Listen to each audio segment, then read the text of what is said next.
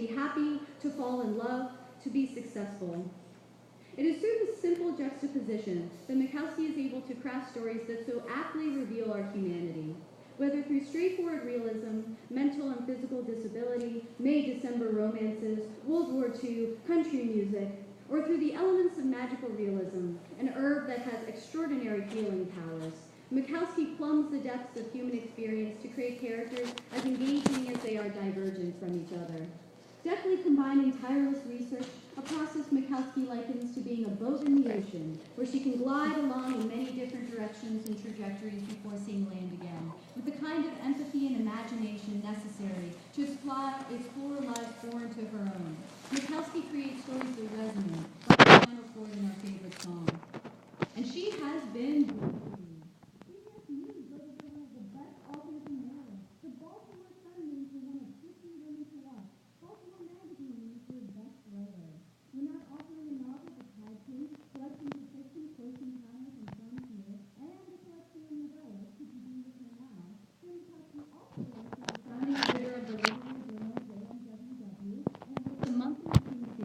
the 510 readings in Baltimore. That's a lot. Please help me give a warm Warwick welcome to Jen Mikowski.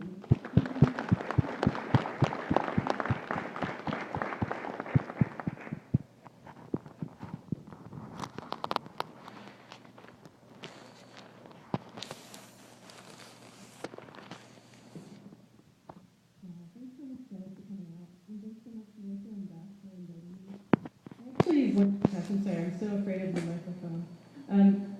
I actually went to school and lived in Delmar, which I don't think Melissa knew when she booked me, but so it's kind of a sweet sort of homecoming if any of you went to Delmar junior high. Anyway, thanks for coming out. I'm reading from a novel that I published this summer, The Tide King.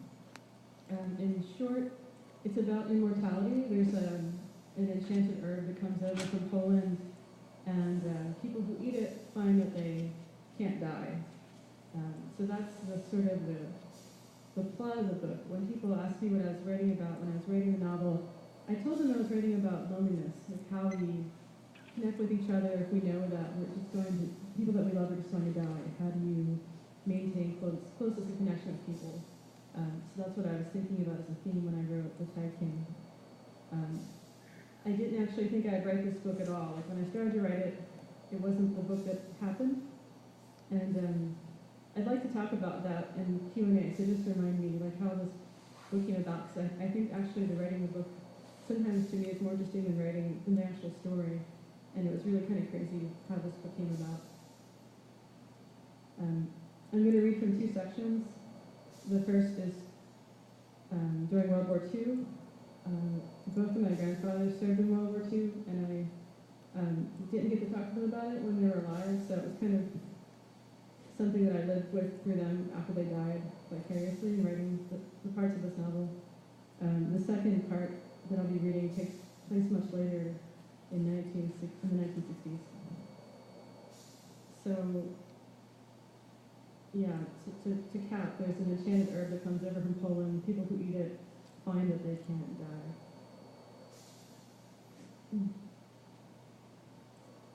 1942. It was almost time to go. His mother, Safine Kaliski, would see him out the door, but not to the train station. She would not watch him leave on the train, his face framed in the window, his garrison cap covering his newly shorn head. She would see him to the door, where he could go to work, to school, to the store, and in the corresponding memory of her mind, he would return. She opened the lock of the rose-carved jewelry box on the kitchen table with a butter knife, the key orphaned in Poland somewhere. He wondered whether she had produced a pocket watch, a folding knife, his father's or his uncle's, that he could fondle while trying to sleep on the hard earth, dirt full of blood and insides, exposed black tree roots cradling his head like witch fingers. He opened his hand, waiting. She pulled out an envelope, old and brown, and the dark, furry object he regarded, a mouse carcass, a hard, moldy bread, brunette saxifrage. She put the crumbly mound in his palm.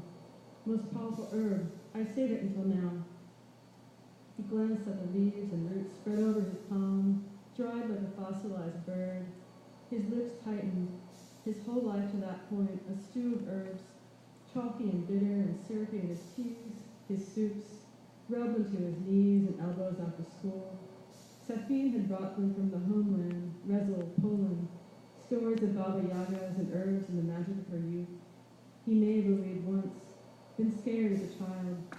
He put it back in the envelope, more fragile than the herb. You take this. She grabbed his palm, her knuckles blue and bulbous. Eternal life. You take it when you are about to die. You will live. This is the only one. You understand? He nodded, pushing it into the far pocket of his duffel bag, where he was certain to forget about it. Herbs had not saved his father from pains. They had not spared his mother's hands, curled and broken, her lungs factory black. How would they save his head from being half blown off, his guts from being hung like spaghetti on someone's bayonet? He hugged her. She smelled like garlic and dust. Then he, Stanley Polinsky, walked to the Baltimore station, got on the train, and went to war.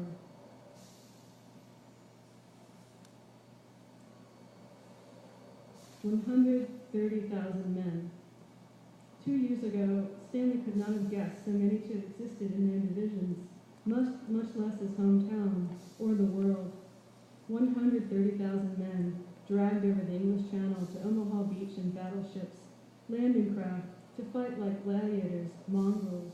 There were so many ships, Stanley wondered whether they could just cross the channel by stepping from one to another.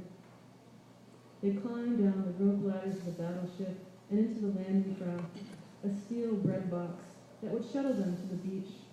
The chop was terrible. Each wave sent that morning's oatmeal into the roof of each man's mouth, and they swallowed it again. Their helmets clicked together like teeth. But the waves were too powerful. The landing craft could not get in close enough to the shore to let the men out. They would have to swim.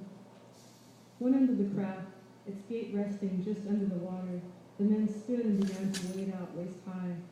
The first were sighted immediately by the 352nd Infantry German Division wading ashore. From their concrete bunkers among the dunes and perches along the cliffs, the Germans scattered those first 100 men like pins. Shells exploded water into the boat, and the remaining men inched back, pressed against the sides as the bullets rattled off the floor, walls, men.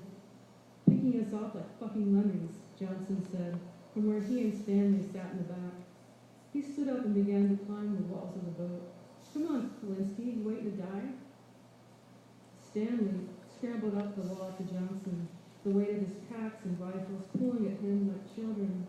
The water stunned him for a second, and he was confused, thinking he was at Porter's Beach as a child, the chilled water of the Chesapeake Bay, grabbing the wool of his bathing suit and squeezing his nuts, his sister Catherine bobbing beside him. But it was Johnson beside him, the lasso of his arm pulling Stanley away from the undertow of the boat. Stanley's fatigue stuck to him like skin. He wondered whether his rifle would work, if the grenades attached to his belt would go off after he threw them. He crouched in the water, so only his eyes, his helmet, bobbed above. They waded to the shore, the water throwing up around them as the German shells exploded underneath, bullets flicking around them like whitecaps. No matter how fast he moved, Stanley fell behind Johnson's long stride, Johnson becoming his human shield, which filled Stanley with relief and disgust.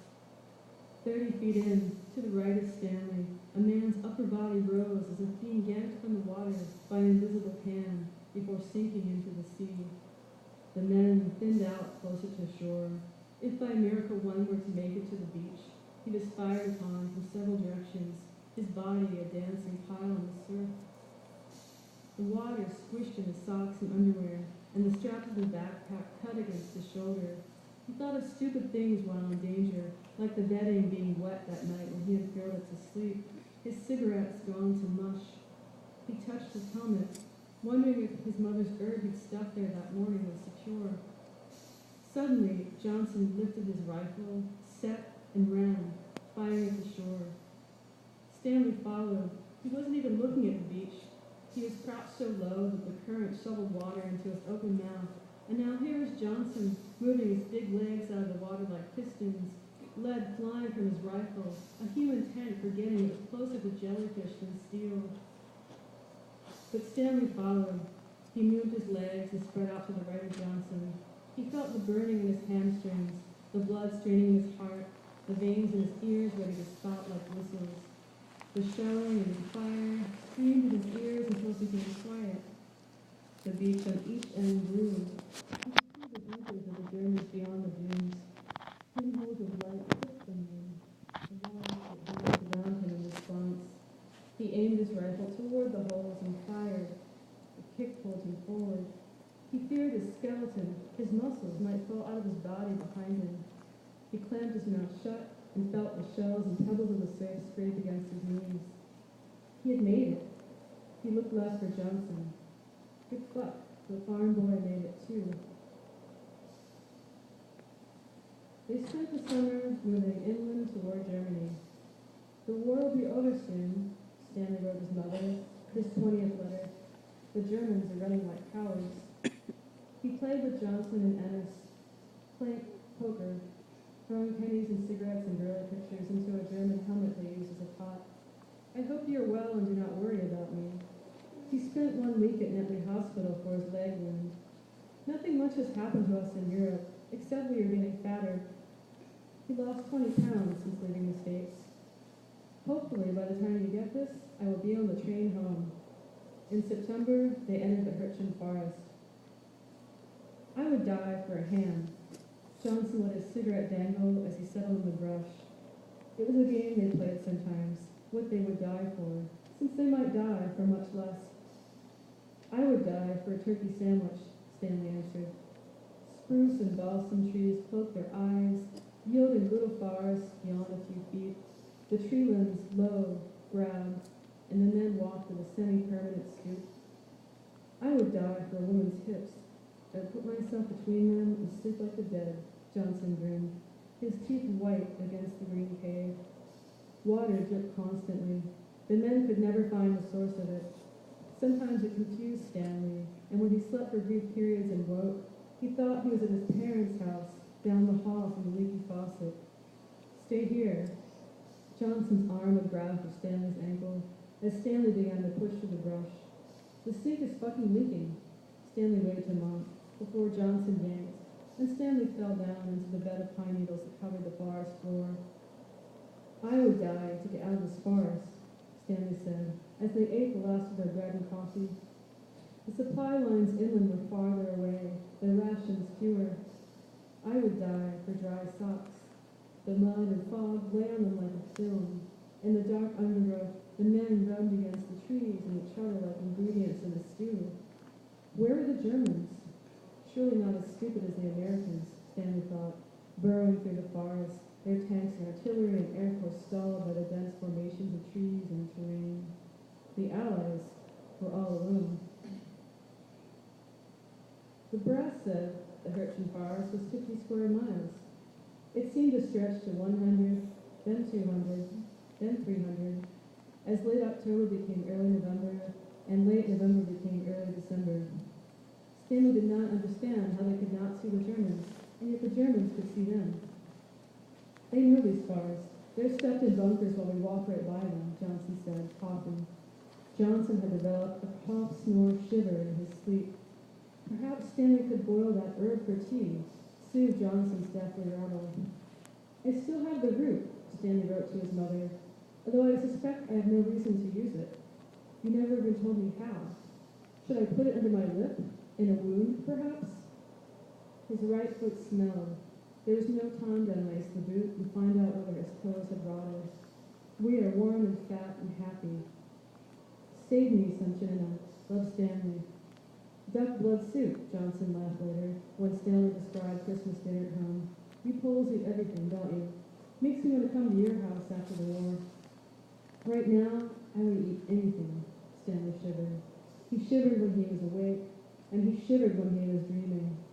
His breath was staccato with shivers. He shivered when he peed, and he shivered when he shat, and he shivered when he shivered. Stanley would eat his shivers, if he could, but they would probably give him diarrhea, he thought, like everything else. They walked in a diamond formation, Stanley in the back, Johnson in the front. One man, red hair, was to their left, another blonde hair to their right. Stanley didn't know their names. It seemed a waste to learn them. Wood and shrapnel fell from the sky, mixed with snow, hitting the ground in hisses. The trees burned standing still. Stanley listened to the fire eating the wood, the snap of twigs and branches as they broke through the parent trunks and fell down to the forest. Smoke poured from the nooks and crannies of the burning bark, and the men were forced to crawl. On the ground, the red-haired man in front would tap the top of his helmet and point in the direction of movement, and they would all crouch and fill that direction with fire, with grenades. But then the blond man on the right threw a grenade that hit a tree and bounced back toward them, and they dove leftward and rolled down a small hill. I would die with this stupid gun. Johnson entangled himself in Stanley. The smoke cleared briefly, and the hard marble of sun blinked through the treetops. This could be our lucky day, Stanley nodded. Before them, a formation of rock appeared in the trees with a low opening, 2 by 8 feet. A bunker. The red-haired man stood off to the side of it. He tossed them the grenade and they turned, covered their ears. Then they waited for the smoke to clear before joining him at the hole. Stanley was the shortest, so he got on his knees and crawled in. He imagined a speckling of dead, pale boys with smooth faces and darting eyes, but it was empty of black. He tapped the inner mouth of the cave to make sure it was still secure. Then he pointed his thumb up, and the others joined him. Now this is living, the red-haired man said in the darkness. He lit a cigarette and stretched. You stay here until the war ends, okay? At least after a nap, Stanley agreed, pulling his blanket out of his backpack. We'll take turns on watch.